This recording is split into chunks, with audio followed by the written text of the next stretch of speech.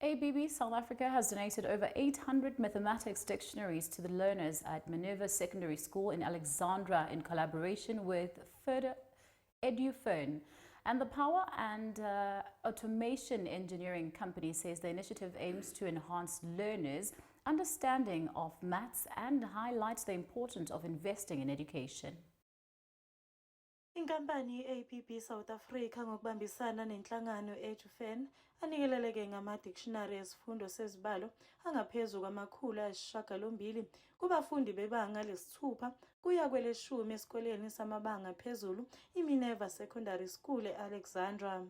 This project we are doing it in partnership with EduFern, and it's part of our CSI at ABB. So obviously, maths and science are key in terms of the STEM subjects, and we're investing here because we believe that future employees of ABB will come from this community of Alex. Look at the challenge in terms of our mathematics as a subject.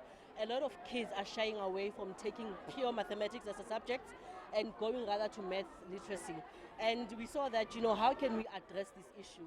And the mathematics dictionaries, it's one of the interventions that we've come up with.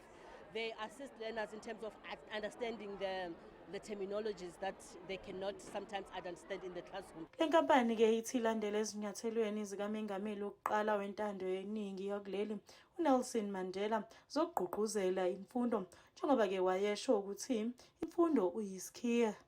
Ezindabeni zeSoweto TV, ngikunokulunga Mthembu ngise Alexandra.